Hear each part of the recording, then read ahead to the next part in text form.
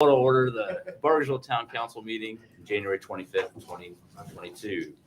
Roll call to my right. Dustin Doyle. Ruth Ann Moore. Andrew Greenwood. James Ramel. Everyone please stand for the Pledge of Allegiance. Pledge allegiance to the flag of the United States of America and to the republic for which it stands, one nation, under God, indivisible, with liberty and justice for all. Loaded the right side of the room for saying. Right. Council business. Yes, I would like to make a motion, Mr. President, to approve council president to sign easement acquisition for trail project for Nichols Cabinet. I have a motion by Mr. Ramel, a second by Mrs. Qualls. Any discussion? Seeing none, vote. All those raise your right hand, say aye. Aye. All ayes, 5-0. Right. Nothing else. We'll go to the December 2021 treasurer and budget reports. Any presentation? Any comments, questions? Okay. Adopt that. All right, so then we'll go to the minutes from the meeting held January 11th. Everyone have a chance to review? Changes, comments, questions? I'll make the motion to approve January 11th meeting minutes. I'll second. Motion by Mrs. Qualls, a second by Mrs. Moore. Discussion, seeing none, everyone vote. Aye. 5-0. The expense reports, December 2021, has everyone had a chance to review those?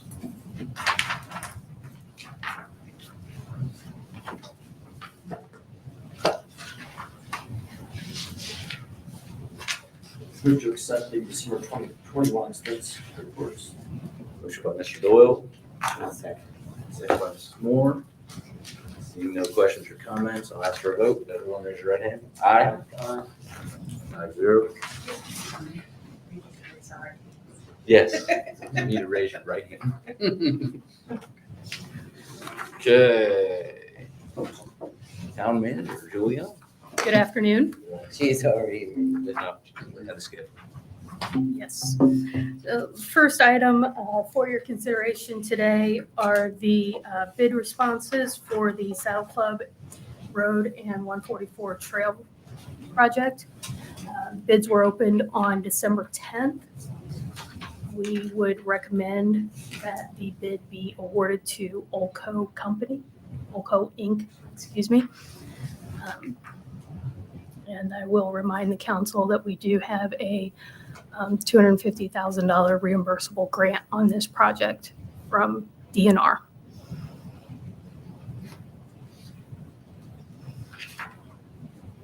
I don't believe so, but I believe Crossroads can speak to them. I think they're familiar with them. Sorry. Have you had experience with this contractor? Yes, we've had them in multiple projects in and around Indianapolis. They've done very good work, so we've worked closely with them. I'll make a motion to award Inco for not to exceed $676,221.18 for the trail project. Motion by Mrs. Qualls, second by Mrs. Moore. Discussion? Vote, please. Aye. 5-0. Thank you. Ayes have it. Next, Trent Newport is unable to join us. Morgan is here from Crossroads today. We can provide an update on the Kephart Park discussions. I received an updated schedule just this afternoon on that, so just wanted to bring the council up to date. We are expecting 50% construction drawings to be delivered by the end of February. We will have a week to review those and make comments. And we are expecting 90% drawings at the end of March. Also with a week to make comments, and then the bid documents will be published after that. So we'll be going out to bid in early April.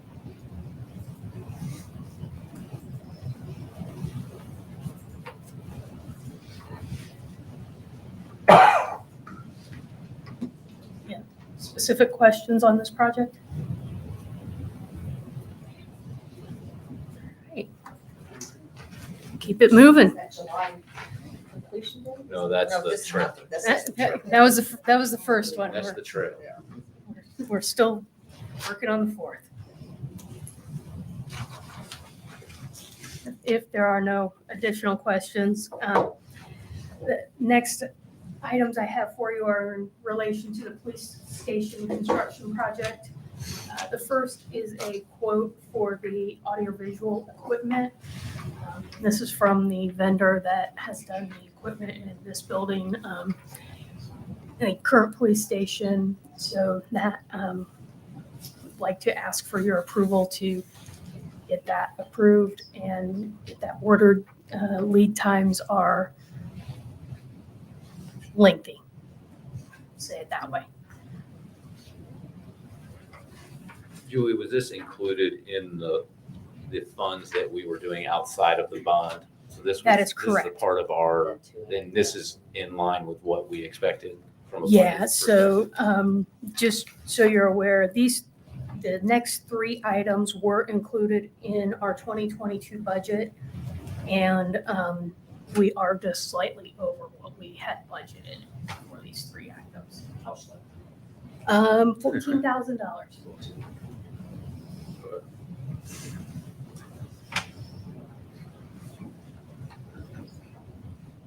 Entertain a motion. I move to accept the police station AV quote for the equipment. Do not exceed 51,634.49. I'll second. Motion by Mr. Doyle, second by Mrs. Moore. Seeing no questions, I'll ask for votes. Aye. Aye vote. The next item is the door access and other security items for the police station. Once again, this is the same vendor that we use in all of our facilities, so it will tie in with our existing systems.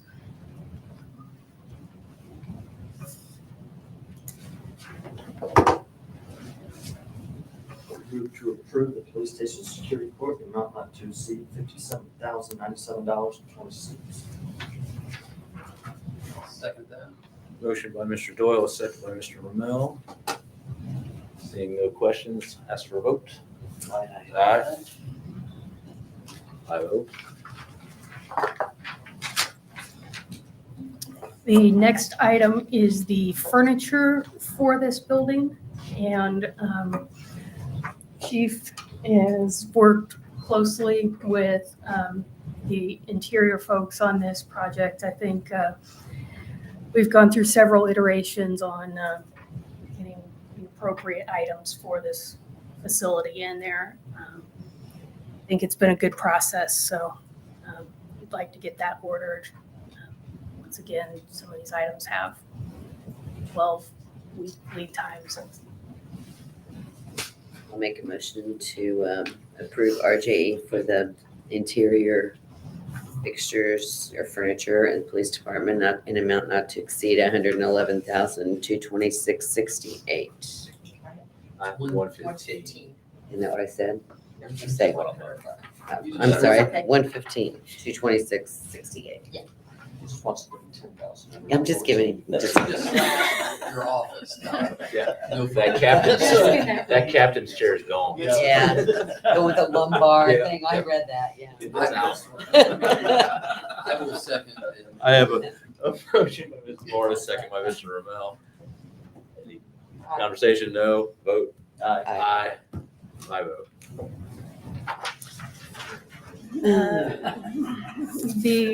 The next item for you are 4 change orders from Hagerman on the construction.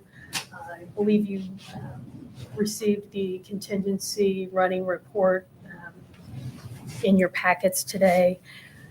The total on these 4 change orders is $6,713.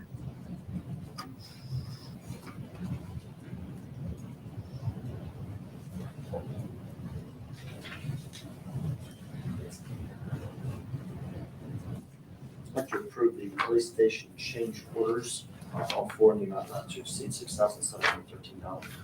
Motion by Mr. Doyle, I'll second. second by Mrs. Moore. Seeing no questions, I'll ask for a vote. Aye. 5-0.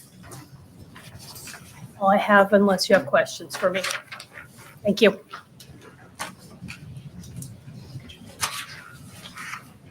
Mr. Seacos has nothing. Chief has nothing. I have nothing. No. All right, And we have Mr. Killinger.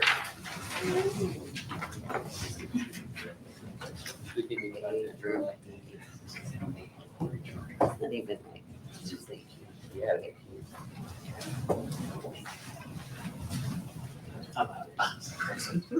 That's all it took.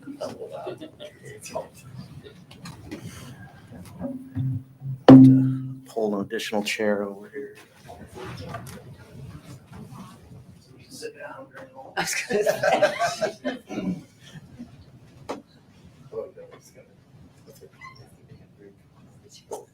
That's not good. Okay, good afternoon. I'll try to be quick here. The first item on the agenda is Crossroad Engineers has a proposal for the 135 widening project. So this is where they did a conflict analysis, work plan with NDOT. Now we've identified what the conflicts are going to be, so now we need to design a new water main, and all this will be reimbursable by NDOT. So their proposal is $56,500.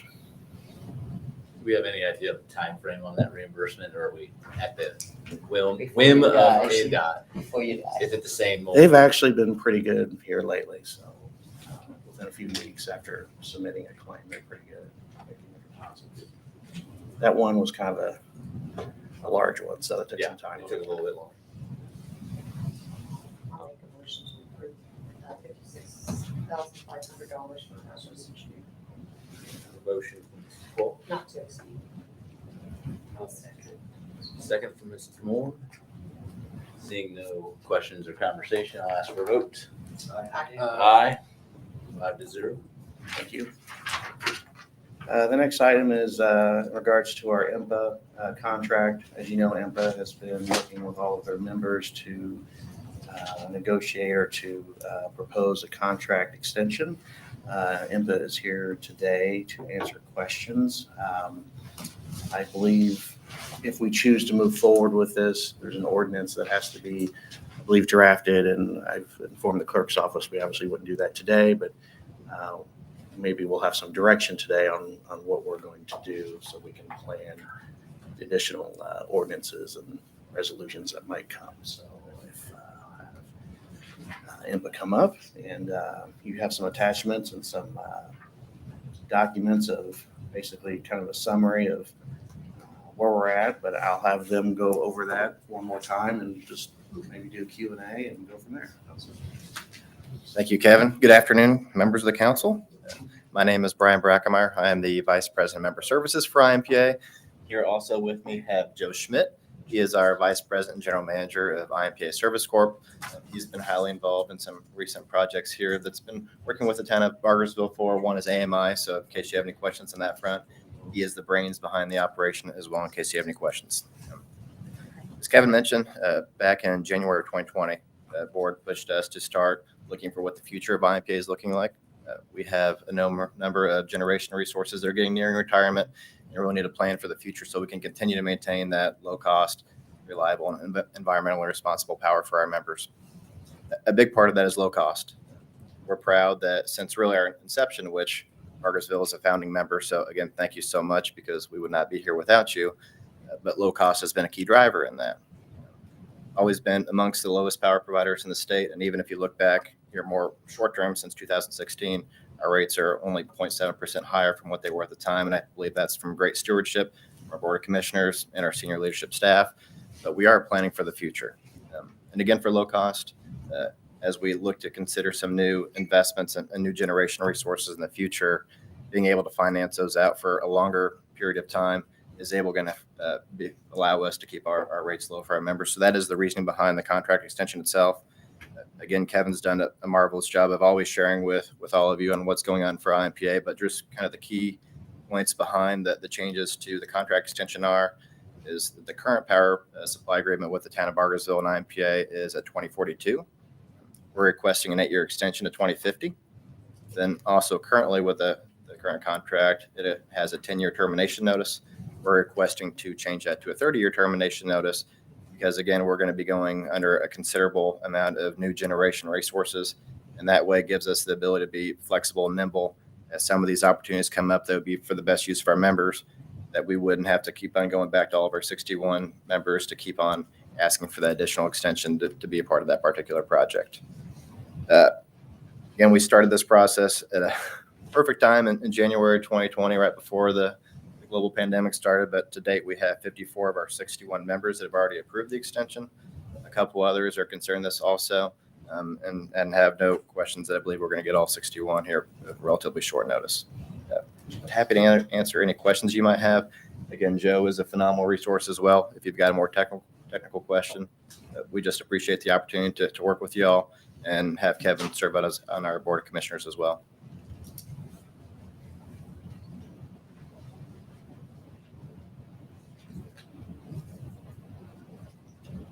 I think Susie and I had an opportunity to meet with some folks, with some other folks from IMPA, and kind of got the summary of, why they're doing this and what they talked about. I think the issue or concern has always been that this is a very long-term contract, and we kind of have a hybrid system here. And so I don't know that there's a perfect answer because we're being asked to extend for a long time, and there's some pretty severe penalties. We basically can't get out of it, right? Not that we necessarily we want to, but that's what a portion of the conversation was about, is what do we do? And I think, we have to buy our power from somewhere, and right now we're buying it from them. And so they're asking us to extend this to keep their costs low and our costs low. So I guess I'd ask everyone to take a look at it and see what questions you have, and then we communicate that back and go from there and make a decision. How many of the other communities have extended? 54 to the 61 have extended, and we've tried to be, I guess, aware that we've been going through a global pandemic, so we haven't been pushing down this hard to anyone. It's just whenever people feel comfortable is when we go ahead and address it at that point. And there's like some weird scenarios if not all 61 agree to it, correct, in terms of what the pricing would be and how that would all work out? We haven't really got to that point yet. I mean, there's a good consideration if we've got communities on different terms, and that right structure could potentially change, and that is for the board to consider. And one of the great things about public power and IMPA is here's your vote and your voice right here. So as we consider our rate structure every year, that is the opportunity to bring that out. And I would be honestly surprised if the communities that are more invested for the long term, and there were some holdouts, that they wouldn't at least want to bring that up as a conversation. But we can't say that one way or the other either way. It's for the board to decide, not for IMPA and the staff. But you have a seat at the table, which is valuable.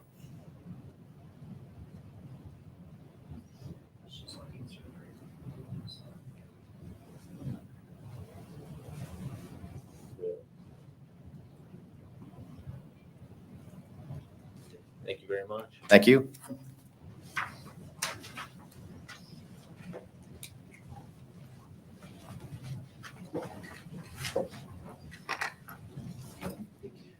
The next item is our project at the street department installing a security system. The bill was $815.20 over what was not to exceed. So I've asked 3 times from the vendor why the additional $800. We have not received an answer. So if council chooses to add the additional $800, we'll pay the bill, or we'll pay what was approved and wait for an answer for the additional, and they can invoice us for what went over. So So they haven't given us an answer on why the additional bill. I mean, that's, So did we sign a contract and stated, this is what we're paying? Yeah. And did they do everything in that contract? Yeah. And they gave us a bill for more than 800? yeah. And we just approved them for the police station, Yeah. $7,000. I think by consensus. Especially since we don't know what it's for. are you fine with Paying the paying? original. Paying the Paying the original. original Yeah. bill. Yeah. It's 100%. I'll work with the clerk's Contract, we office. can pay that. Okay. Yeah. All right. Going right on. Next. All right, next is RMC's yearly update. So Kevin Shelley's here to present.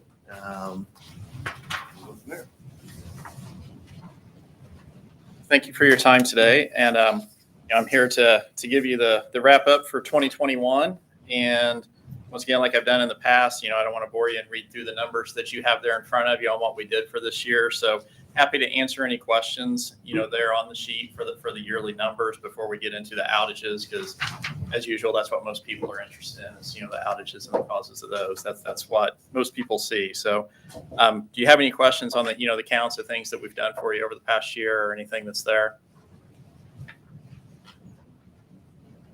Okay.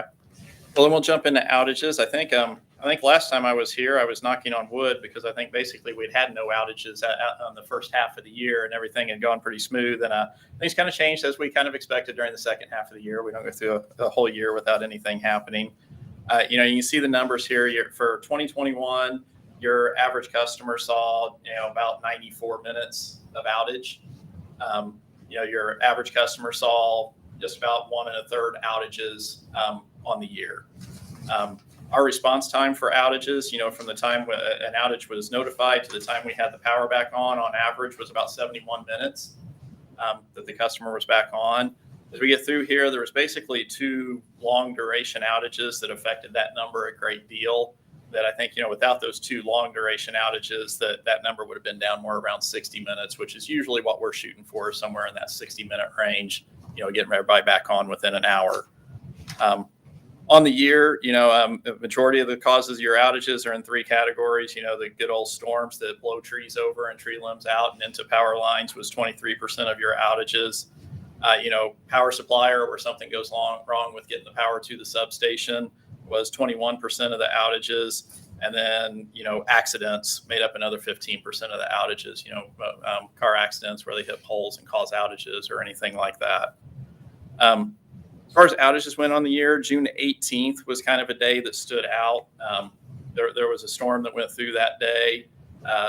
Biggest portion of that outage, there was during that storm, there was up in Whiteland, we had 177 meters out that was out for about 2 hours and 40 minutes, getting their power back on. And then the more longer duration, I think it was down around 40 or 50 meters that was out with that outage. But there was 2 big trees came down and broke 2 poles that was up there in that area. So it was 9 hours and 55 minutes to get everybody back on and get those poles replaced and get those. So that's kind of one of those long duration outages that I was talking about, that, to get there and get all the material there and get the poles replaced. There were 2 3-phase poles and took a little while to get done. On August 25th, what we call the Whiteland 101 circuit, one of the 3 directions you guys go out of the Whiteland substation up there that goes down toward Rascals. There was a dig in back there behind Rascals that took the circuit out. It was out for about 56 minutes. There's 351 meters that was out for that outage that happened up there. So that's one of the big ones that actually was not a car accident, but falls in that accidents category that was leading that category. November 21st, the transmission, actually, I don't think it was transmission. I think something got in the substation up there at the Whiteland substation and took it down. Duke Energy got that re-energized in 57 minutes. We had our guys in place and was ready to throw the first switch to start putting all the Whiteland Road on the Harrod substation down here. And Duke got the power back on at the substation and got everybody back on. So about 57 minutes, I think that was roughly about half your meters. That was about 1,800 meters that was out with that substation, because basically about half of your service is fed out of the Harrod substation here in Bargersville, and the other half is fed out of that Whiteland substation up there. A big day that seemed to affect us at RMC a lot more than what it affected your guys. If you remember, on December 11th and 12th, we had sustained 50, 60 mile an hour winds for about 12 to 18 hours. There was lots of outages that came in that day on our system. All total, we lost 5 different substations. We had about 3 or 4 other feeder outages that we had off of that. And then on top of that, we had about 90 other outages that we had come in that day on our system. All total, our guys worked from midnight until about 8 p.m. that day, getting all the power outages restored. You guys came through a lot better than what we did on that. I think you guys had about 5 different outages on that day with, only about 90 some meters that were out of power. All but one of those outages we had back on within an hour of when they came in. But there was one outage that was 14 hours. And that was, trees broke poles up there in that area. And, with everything else that was going on too, it was a huge tree that came in that we had to call in.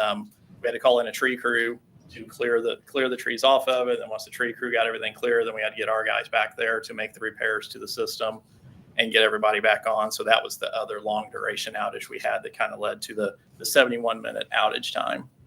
So that was 2021. Those were the kind of the major outages you had on the year, which really overall is still a pretty good year. Number of major outages were still pretty down compared to most years. So I felt like we had a pretty good year there. Did want to tell you about one outage in 2022 that just came in on Friday night, and basically to compliment you on making the investment in the metering system that you put in, because it was over here on Old Plank Road that we had an outage that came in. Your metering system reported 2 meters out with 4 of the 4 meters that were on a transformer. And then 3 minutes later, the metering system said that the outage restored, which just doesn't ever happen. That was kind of weird when it came in. The short of the story is, because of that coming in, we got our guys there and started checking everything out really close. And they found a bad connection that was back there in the backyards, and got everything corrected and got it taken care of. This is the type of outage that typically that bad connection causes flickering lights and annoys people, and they don't call in about it right away, and they put up with it for a month, 2 months, 3 months. And when they finally had enough of it, they call in angry, because even though it's the first time they've told you, they've been dealing with it for 3 months, and they are angry when they call in and tell about it. But there's no way for us or you guys to know that it's happening until they call in, until you guys put in the metering system. Because now the meters told us that something was wrong. We went out there and corrected it before they ever called in and told you anything about it. And now you got happy customers sitting out there because we went out and took care of an issue before they even told us about it happening, versus waiting until they're angry. So, that's just one of those small anecdotes about the meter, putting in that type of metering system and the investment you guys made, and, how it really is a customer satisfier and how we deal with those things. So any questions about outages or anything else, the REMC related, that you guys have? All right. Thank you very much for your time.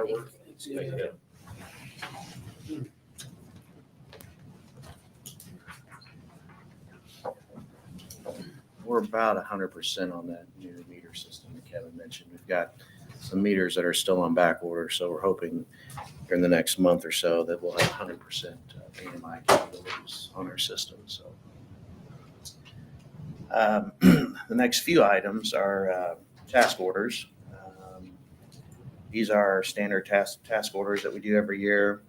We typically will adjust them depending on how well we did the year prior, and then upcoming projects that we know or we may need to beef up. So not sure if you want to go through each one individually or. Yeah. Okay. So Sure. were these all budgeted? These will be budgeted. But were they, we knew that we were probably going to have these going forward with strand. Okay.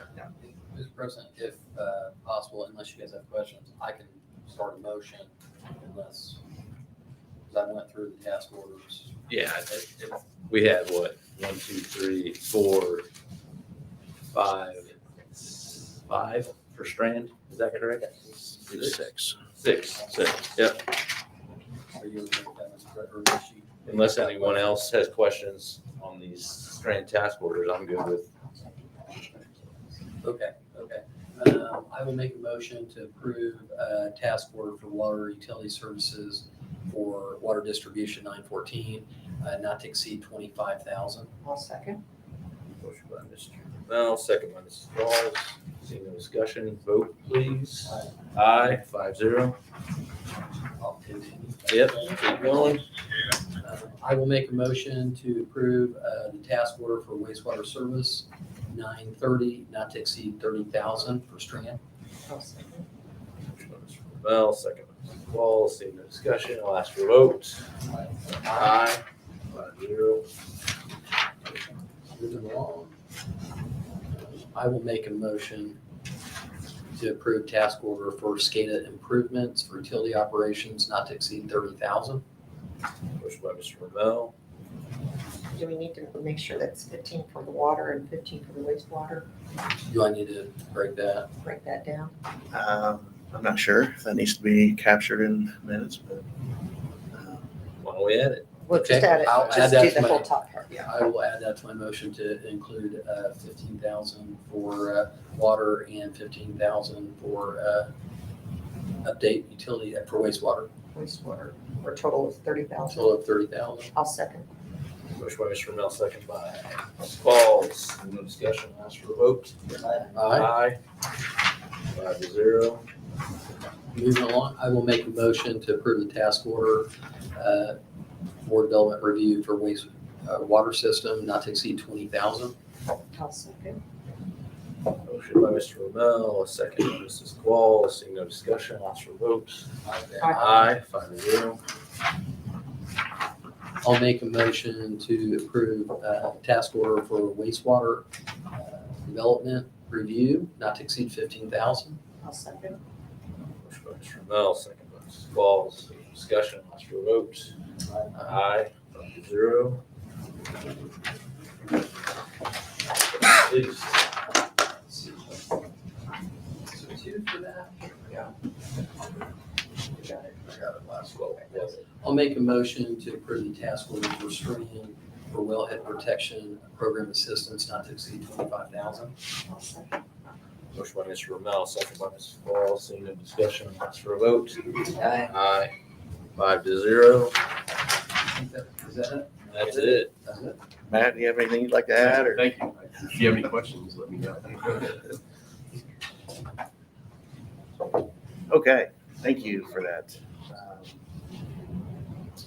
The next item,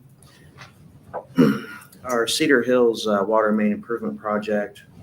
So a lot of our water mains were installed back in the 70s, and when the easements were drawn up, they didn't have an exhibit or a legal description that we can tie it to today. So a lot of times they're filed by the last name of the property owner, which most of these have changed by now. So as we look at these large projects, we've shared our easement database with the engineer firms, and they have offered to now advise us, okay, this easement is for this property, for this part of the water main.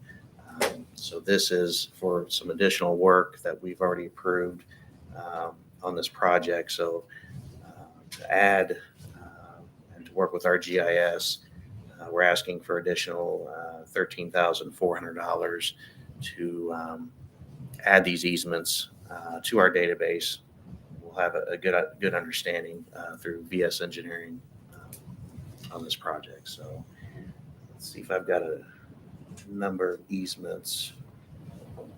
Some of them are actually outside of the scope of their work, but they're going to go ahead and help us out with these 67 easements. So that's going to clean up our easement database, a nice large chunk. And we'll continue to work on this until we've identified all of our easements. Of course, anything new for the last few years, we've been diligent about making sure they're in the database system, tagged correctly with the proper property.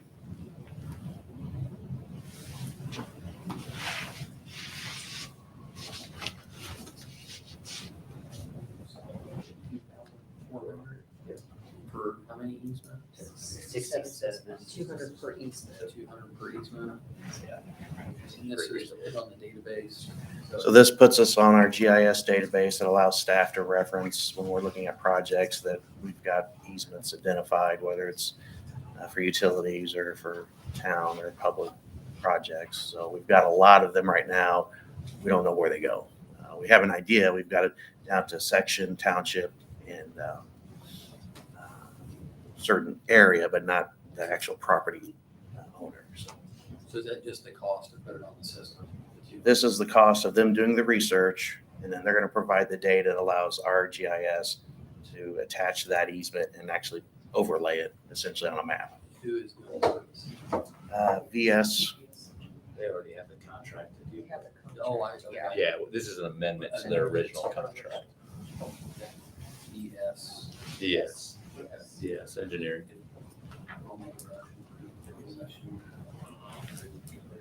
I'll make a motion for the amended contract for ES. Oh, Victor S, ES, not to exceed 13,400. Motion by Mr. Will. Second. Second by Mr. Doyle. Discussion, seeing none, I'll ask for a vote. Aye. Aye. 5-0. thank you. Thanks, sir. The next item is, we had a bid opening today for one of our water projects on Southwood Road. Derek By is here with Crossroads Engineers. They have a recommendation for successful bid.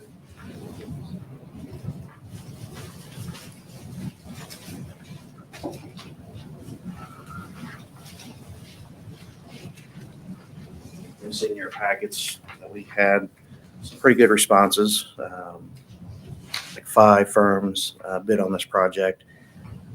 I think we're over maybe 2% what the engineer estimate was, which isn't bad for this. So the recommendation is to award the contract pending contract review and authority for president or vice president to sign the contract after legal's reviewed with Dave O'Mara for this project.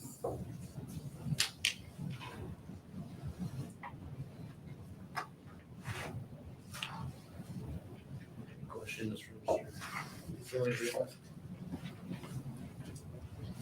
Mr. President, I make a motion to approve David O'Mara for the water main extension project in an amount not to exceed $447,039.12 after legal review. President sign, otherwise can't, and vice president sign. I'll second. I have a motion by Mr. Doyle and a second by Mrs. Moore. Seeing no discussion, I'll ask for a vote. Aye. 5-0. Covering all bases. Yeah, you're good. Yeah. Like it.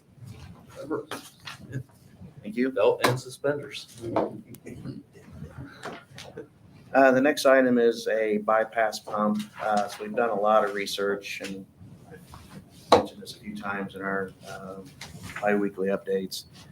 So the current pump that we have now is not able to pump our largest lift station for capacity. And we would like to upgrade that.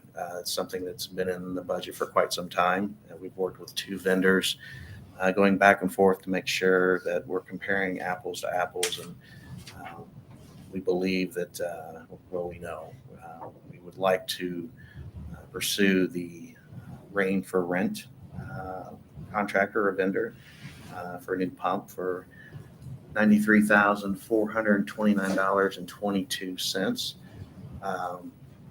We could have used a pump like this over the weekend for our incident that we had up in Somerset. We had to rent a pump to get by through that. So this pump will be multi-purpose. Not only is it a bypass pump that can be used at the main lift station, but it can be used out in the system to pump from one manhole to another. Or our Shadowwood lift station is our second highest capacity lift station. It has a lot of head pressure due to pumping down to the plant. Right now, we would have to rent something like that. Shadowwood had a major outage a few years back, and I think we spent $75,000 in rental fees for a pump and generator to get us by until the pumps could be replaced. So I wish we had this back then, saved quite a bit of money. But looking forward, we would like to ask for this now to get this on order.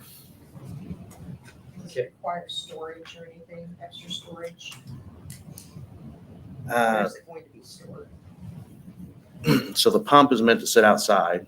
It is covered, so this one has sound protection where our current pump that we have does not. So whenever we run it at the main plant, I get phone calls from the subdivision next door to us, which once they understand what we're doing, they're okay. But this one is more sound resistant and has a weatherproof cover. And then down the road, possibly we'll store in a new facility, but I don't need to build a facility just for this pump. So How about transporting it? Are you So it's on a waiting to buy trailer. Another, it's already on a trailer. So okay, just making sure. No, There's take it to Corolla. no truck and trailer that we need to buy. Save on us. That truck. Yeah, I'm just asking. What's the difference between American Rain and McAllister? Is it apples to apples here? Or? So the McAllister pump, the head pressure is not as high as the Rain for Rent. So the McAllister pump would probably struggle and maybe have to pump at a higher RPM, more fuel burning to be able to pump like Shadowwood Lift Station. And the higher the RPM, the louder it is.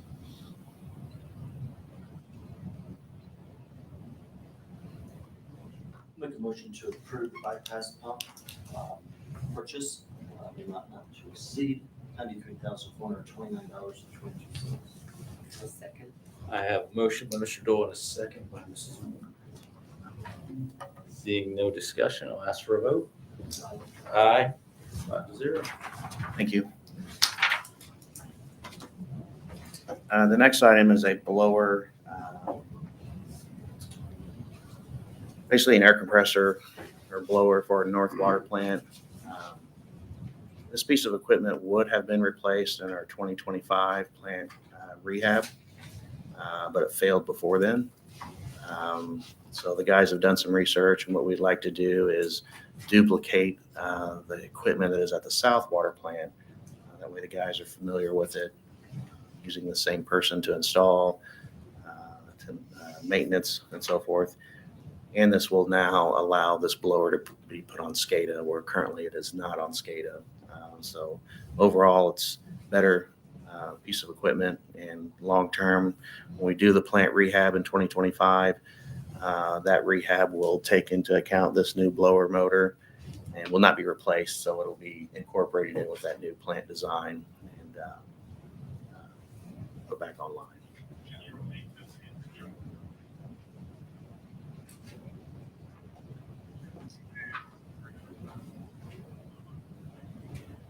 Make a motion to approve $31,129 for a blower for the North Water plant, not to exceed that amount. I have a motion by Mrs. Moore, a second by Mrs. Walls. Seeing no discussion, ask for a vote. Aye. Aye. 5-0. Would like the minutes to reflect that there's some electrical work that will be involved with this install. We're still working on what that price might be, but but Your brother an electrician? for ease of payment and so forth, and when the invoice comes in for the electrical portion, I would suggest that we just pay that out of the maintenance and repair of the building, not be associated with this due to the not to exceed dollar amount. Already then. Yeah.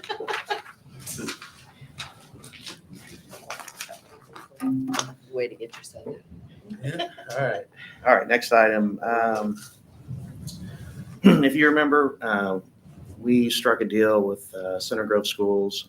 So a few years back, we installed a radio system in our street department vehicles for communication during plowing and so forth.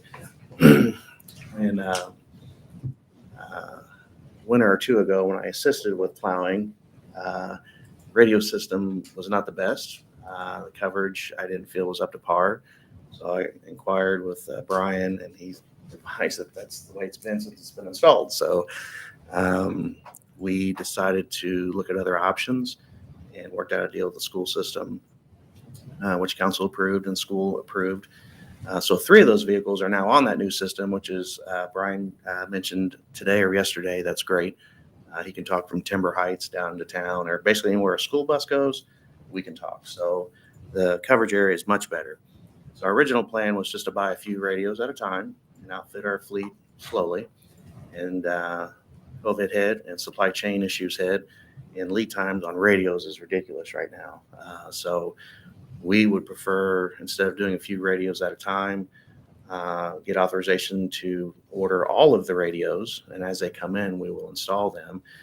This number is a little bit higher. We realized today that some of the vehicles that were tagged for radios, we probably won't need to do them. So, for example, the planning department, we don't feel needs the radios.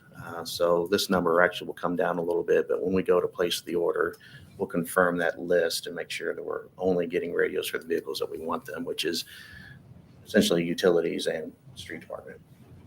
So Julie, are you comfortable with that coming out of your budget? Yes.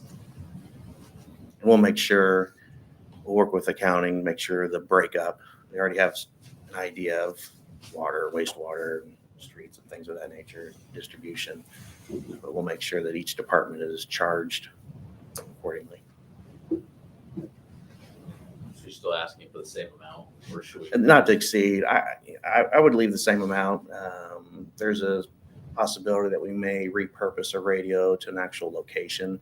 So prior to Nextel and Direct Connect technology, we actually have radios at the water plants where they can talk to the guys. So I would like some flexibility, potentially to add radio at the water plants. Potentially. So I would still ask for the same dollar amount.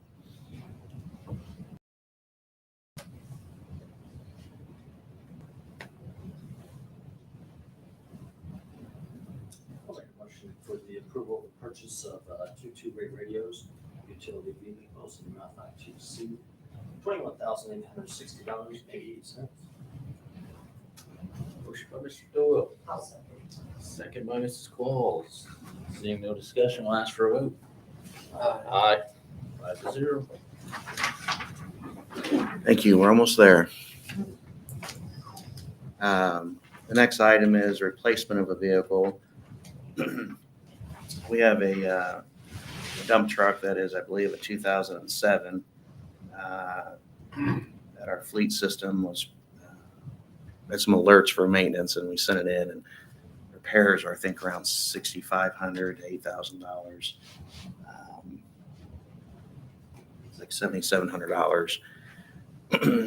I propose we actually replace the vehicle. We had Enterprise check the market. They've come back with a recommendation for a vehicle, a 2022 vehicle that they're able to find on a lot, which is rare right now. These vehicles are, like most vehicles, are tough to find. Looks like this is $91,469.36. Lease payment of $1,384.34.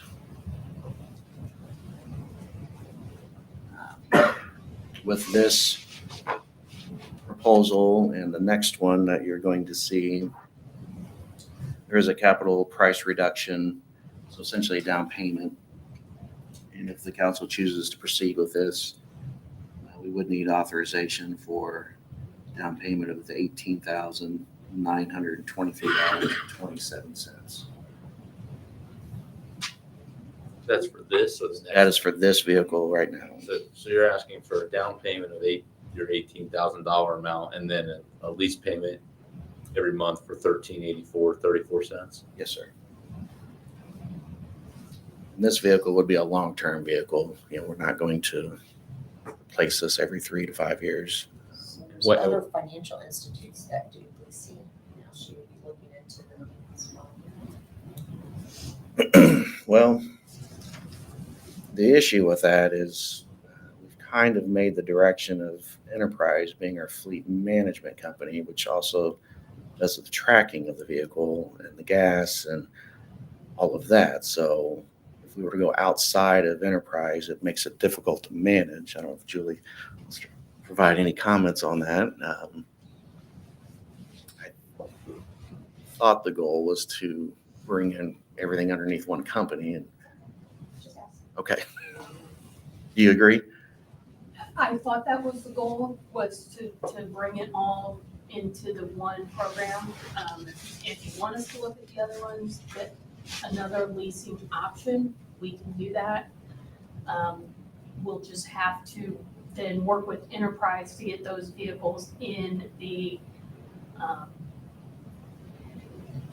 fuel management system, the maintenance program, and their monitoring program. They're helping us with all of that. What happens to the old dump truck? Yeah. Trade it in.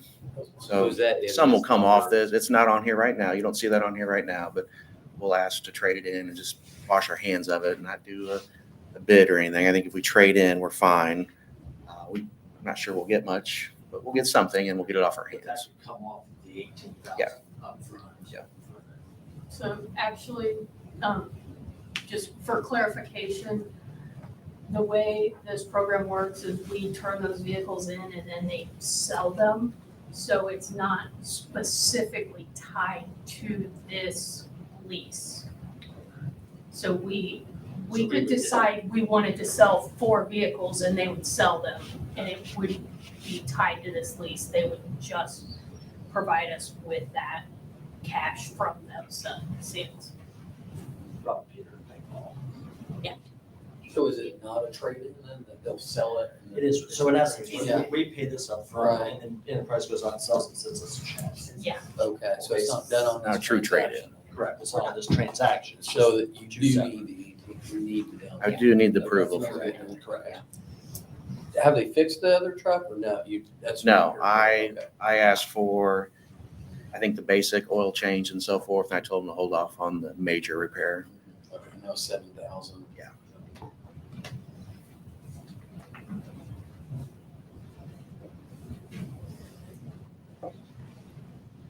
What was the amount again? The 18,000? $23.27. Yes. That's the down payment.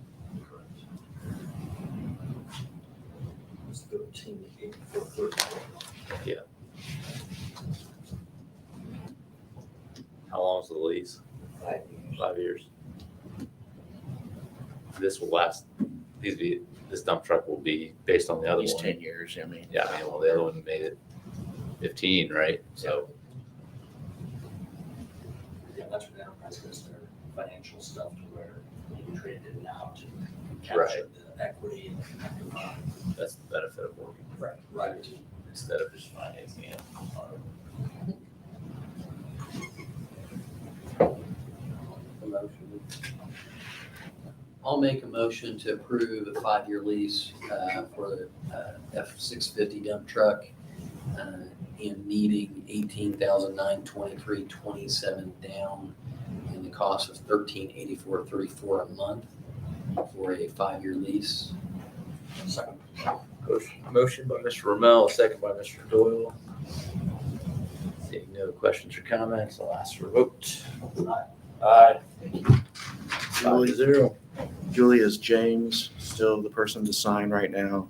I actually have the paperwork upstairs to change that over to Andrew for signing this stuff. Okay, so on these agreements, we'll need your signature at some point. Yep. Sign release project.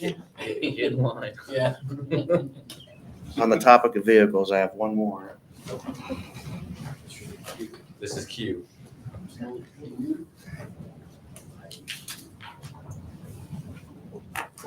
Back in August 31st, council approved a crane truck not to exceed a certain dollar amount. And due to the market,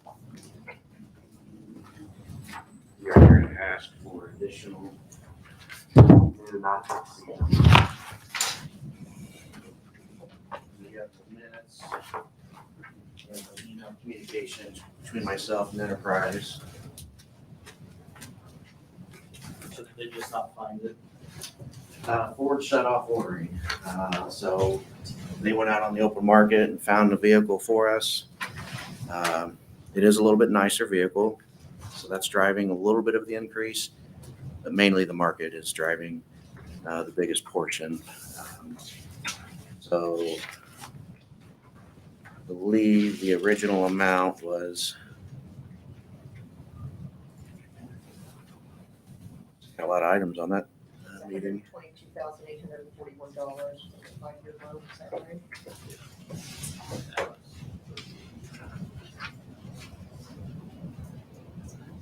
Page 4. Okay, the 122,841. Our new number. And this also will have a down payment slightly larger than the last one you just approved. Our new amount is 138,801.96. The down payment of 48,822.28. Monthly payment of $1,809.04. Now, we're being told if we don't act on this one very soon, it could be gone. Matter of fact, it could be gone right now, and I just don't know it, but I'll find out later today. But as of yesterday or early today, it was still in stock. There is a significant transportation cost because it's in California, so we're spending $3,000 to truck it out here. If we don't act on this one, then we have to wait a year for our next opportunity. And with this one, I think we're looking at a 27-week lead time from completion.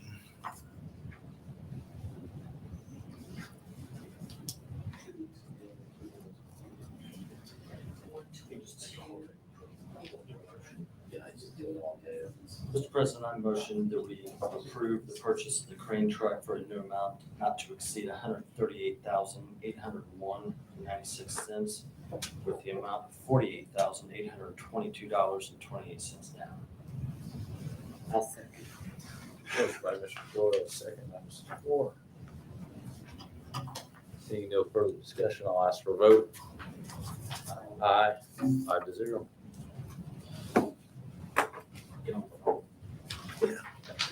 I'll go get it. That thing before it's 160. Thank you for all of this. I know it was a lot, but we got a lot of great things happening and a lot of good things. So I appreciate the support, and the guys and gals appreciate the support. So, any questions for me? I just want to say thanks for all the hard work on that blockage. Yeah. That was Hard job. yeah, it was unique. I hope we don't go through that again, but that's something the guys have never seen before, and it's generated a lot of.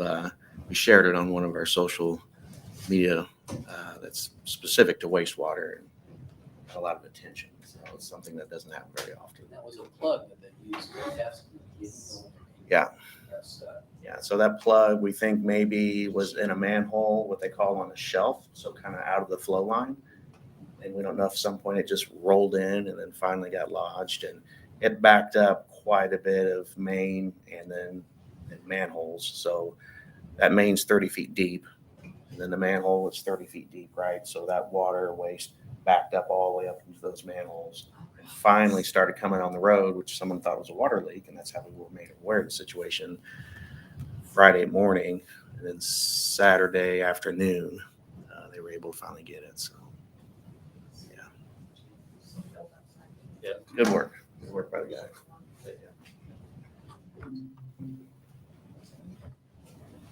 Any additional board updates or comments or questions? I'll second it.